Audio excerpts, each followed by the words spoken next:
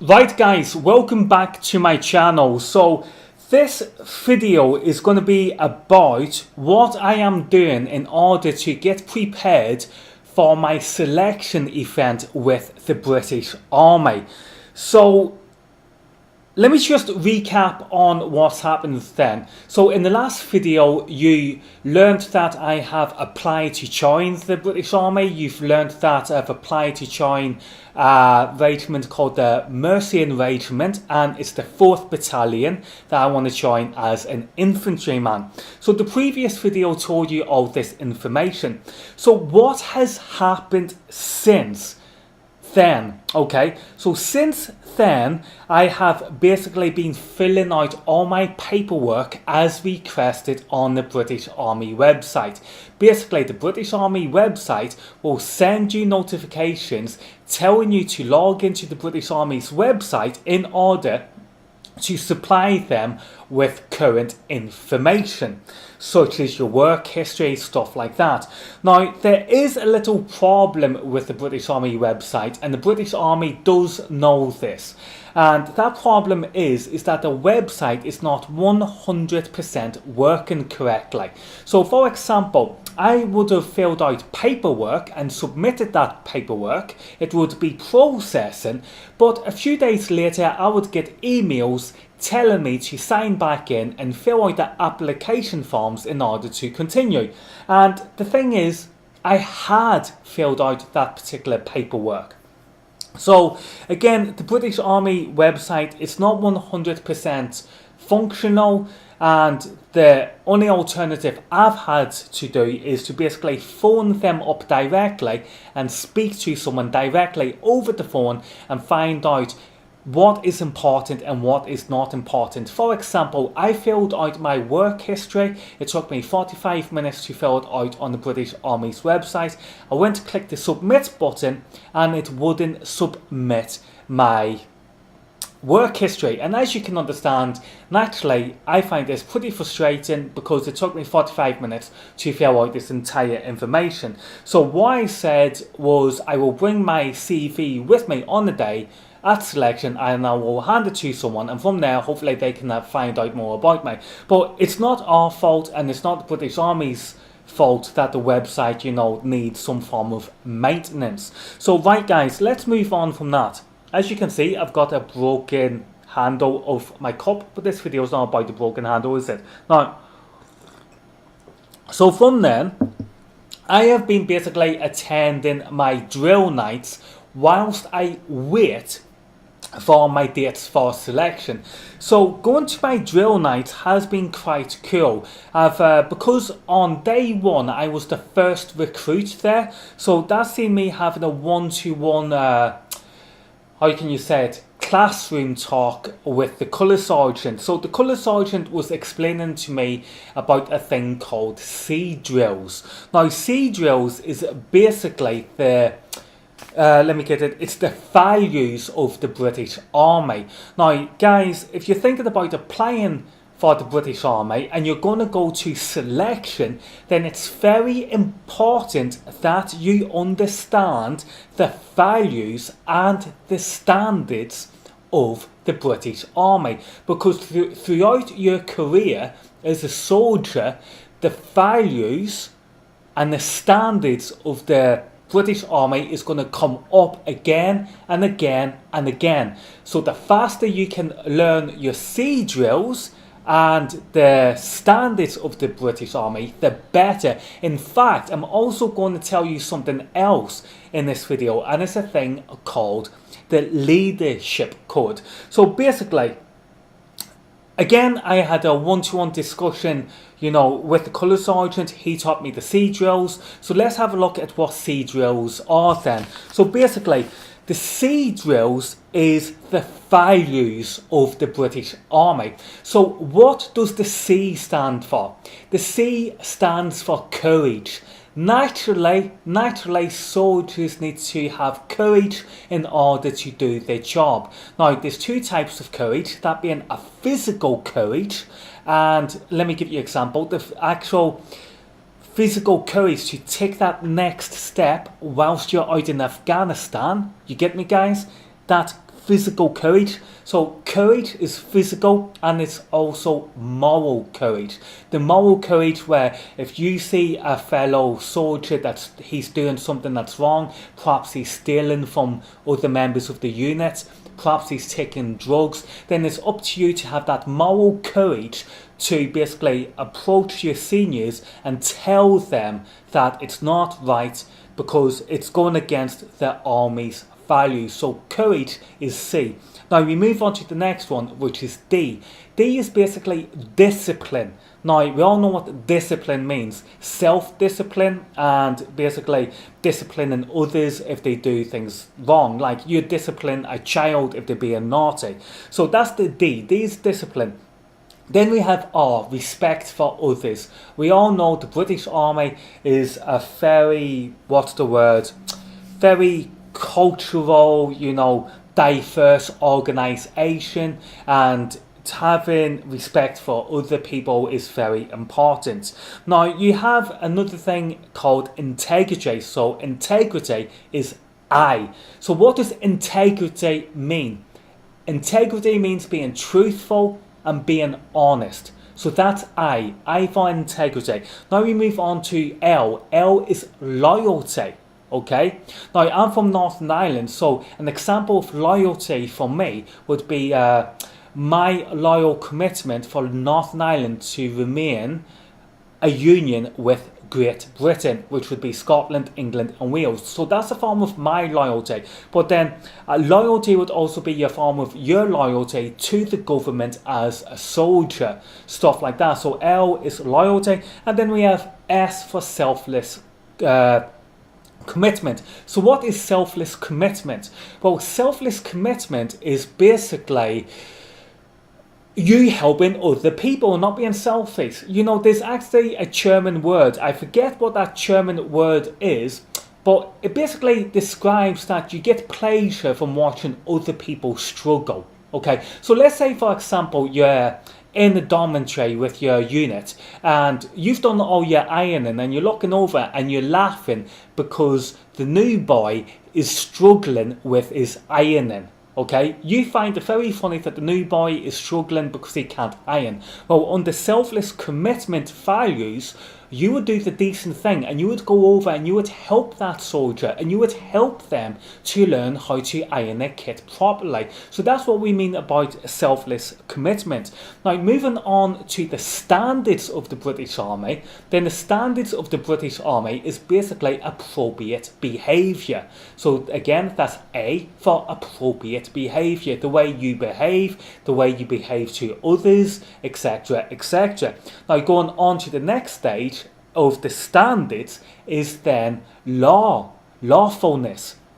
Now, as a soldier, you're going to be under UK civil law. If you're in the British Army, you're going to be under, the civil law that the UK abides by.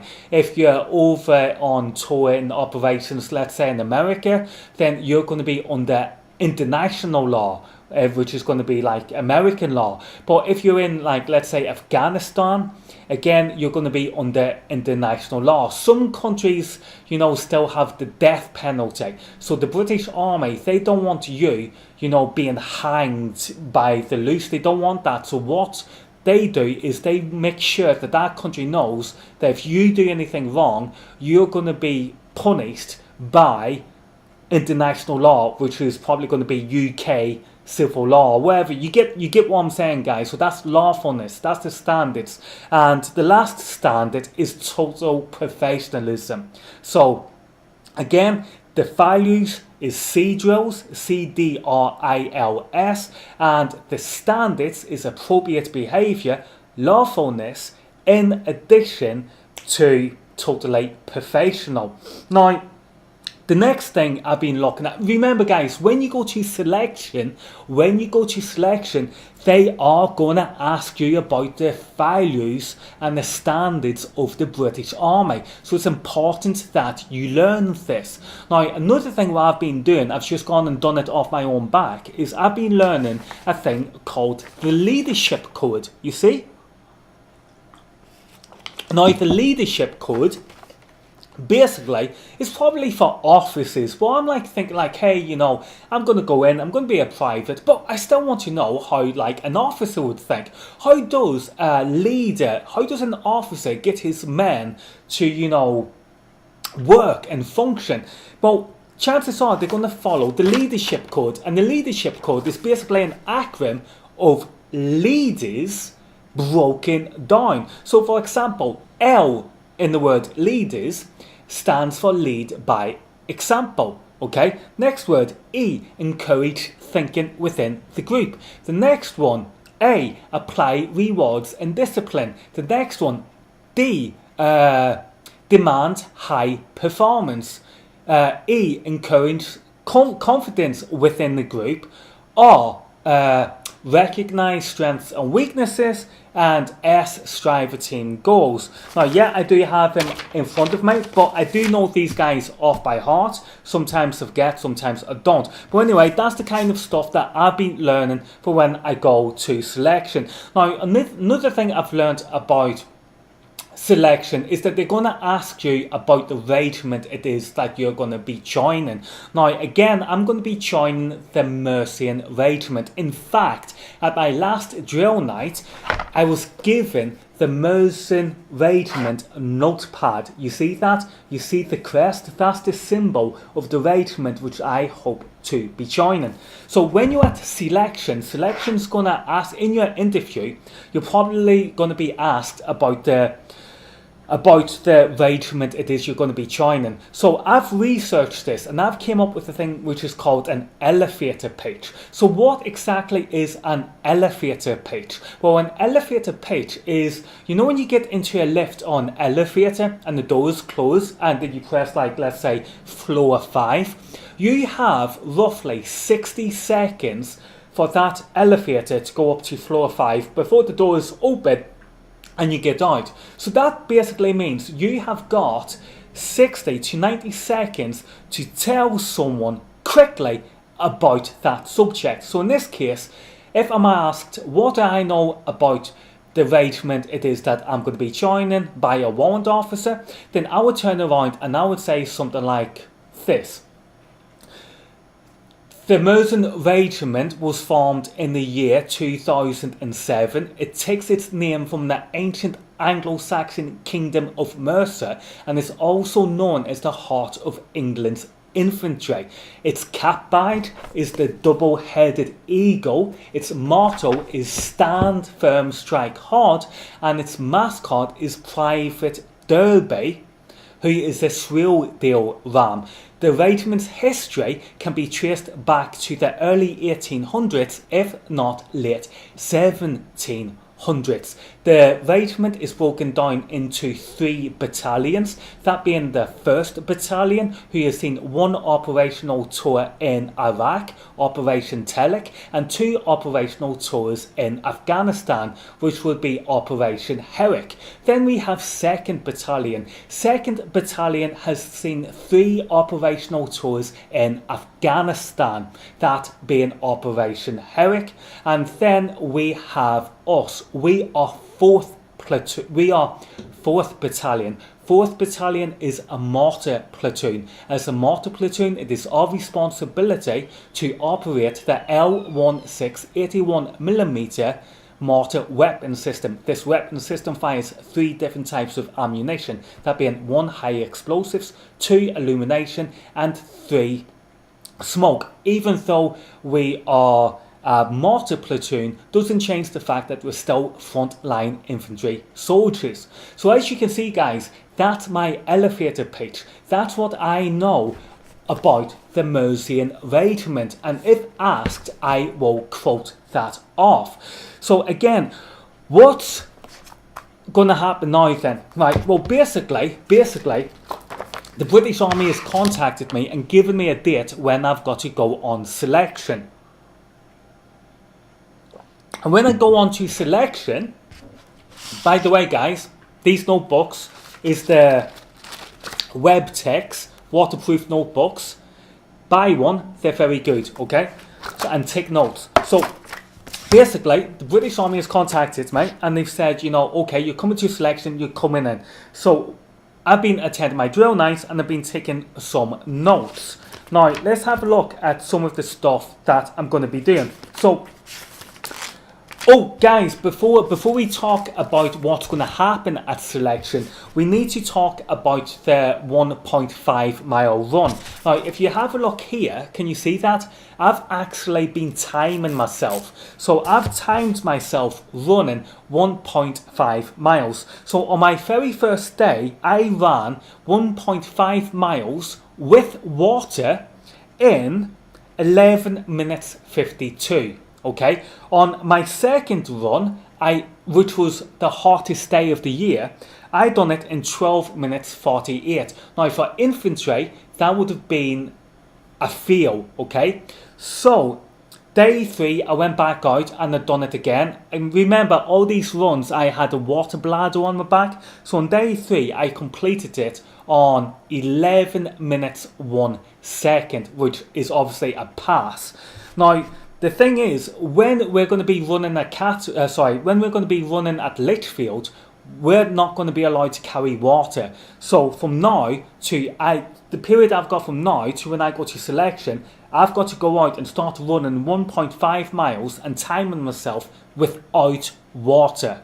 Okay, so it's very important, if you're going to go out and start running, try and not take water with you, because come the day you're not going to be allowed to take water with you. So right guys, now we know about that. So basically, okay, so I got my train tickets. My train tickets are printed off. Just waiting now for the day to come when I'm going to Litchfield for selection. So what's going to happen when I arrive at selection? So basically, on the first day, I'm going to arrive at the assessment centre, okay? From the moment I get off the coach, that's it, they're going to be monitoring me. They're going to be going, okay, Gareth Preston, okay, yeah. They're going to be taking notes about me throughout my entire stay at the assessment centre. So basically, they're going to be asking themselves, am I suitable to be in the British Army? They're going to be looking at the values and standards to see if I match up with them, okay? And then they're going to be looking to see if I conform to the British way of life, so to the Army's way of life. And I'll tell you, I will conform to the Army's way of life. So after that, what's going to happen is that we're basically going to go into shared rooms. We're going to probably put the bags, get the beds, you know, the bunk beds, I'm at top, wherever, and we're going to sort our kit. From then, we'll just probably go to sleep, lights out, I think it's at 11:30, and then we'll be up at 5:30 in the morning. At 5:30 in the morning, what's going to happen is that we're going to be told what we're going to be doing for the day. Now, if you don't like being told what to do, don't join the British Army. So as far as I'm concerned, I'm happy with being told what I'm going to be doing that day. So after that, we'll be doing a clean up, which we'll have a shower now, then we'll have to clean the showers, then we'll have to clean the block, you know, wherever, clean the toilets, wherever it is we have to do as, you know, a unit, wherever we need to do that. Then after that, we'll have breakfast, and then we'll go and we'll have an introduction break, which will probably be something, welcome to the British Army, let's teach you more about it, blah, blah, blah, don't do this, don't do that, etc., etc.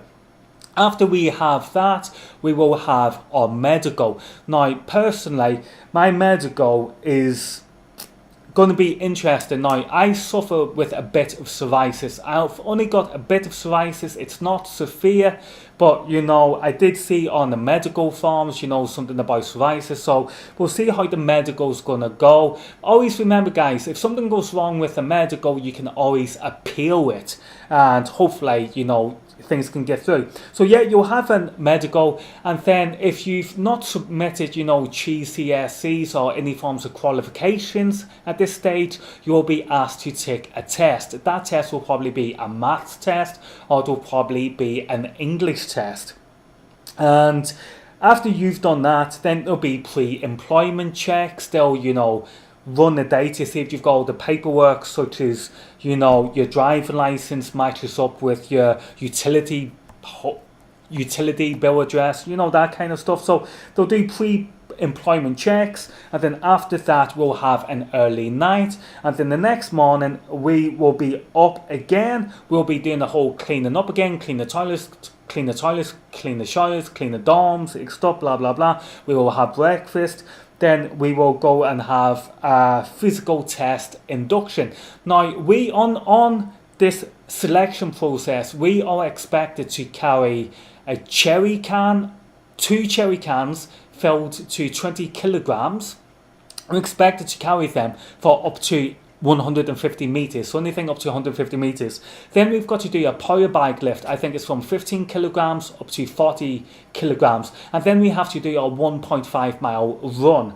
So we will have the physical test in introduction, and then after that we will actually have the physical tests, right? And then after that, at 8:30 in the morning, we will have a grenade throw, a dummy grenade throw. For the grenade, there's one for Her Majesty Queen Elizabeth, you know what I mean, to enemies. And after that, we will have an interview with an officer or warrant officer. Again, it's at this stage they're probably going to ask you, what do you know about the Army's values and standards, and what do you know about your regiment, etc. After that, if you're lucky enough, you may be asked to attest there, and you could enlist into the British Army, or you might not, and you will be enlisted into the British Army when you get back to your unit and all the paperwork's sent through. So as you can see, I've got a pretty interesting few days ahead of me with regards to training for this and stuff like that. Now, I attended a drill night the other day, and basically I've been told about basic training. So after you pass selection, if everything's okay at selection, that being your pre-employment checks and your medical and you know your fitness tests and stuff like that, if everything's okay with that, that means you're going to go on to your basic training. Now your basic training is going to be broken down into 2 parts. It's going to be broken down into 3 parts. You're going to be doing a thing called basic training alpha and basic training Bravo, and after basic training Bravo, you will do what's known as a trade training. So basically, once you complete basic training Alpha and basic training Bravo, you will be classed as a fully trained soldier. But trade training is where you learn your trade. So if you go in to be a driver in the British Army, then you're going to have to pass selection, basic training Alpha and basic training Bravo. Okay, after you've done that, you are a trained soldier, but now you've got to learn your trade of going to drive and how they work, etc. If you go in as an infantryman, you've got to pass selection, pass basic training Alpha, pass basic training Bravo, then you're a qualified soldier. Then you've got to go on and do your training, which in my case is going to be infantry training. And once you pass that trade training, then you become an infantier within the British Army. So as you can understand, the basic training does not qualify you for the role it is you're going to do. The training for the role you're going to do after basic training. So I know it sounds complicated and there's a lot to take in, but it's basically that's where I'm up to now, guys. That it's like I'm just literally getting prepared for selection. Again, the train tickets are all sorted, the dates are all sorted. I'm attending my drill nights, taking notes. I will update you guys further on down the line if all goes well and I pass selection and I move on to basic training Alpha and Bravo. Of course, naturally I'll make a new video and let you guys know how it goes. But for now, guys, I'm going to finish off with this. If you're going to join the British Army, be aware there's a few complications with the British Army website. Not only that, if you do go ahead with it, make sure you learn the British Army values and standards, and also as a little extra, just have a look at the British Army leadership codes. That will basically give you a good insight into how the seniors like the officers and those who hold higher ranks, how they work and how they kind of think in the British Army. But guys, yeah, you know, thanks for watching this video, and I'll see you all in the next one. Take care.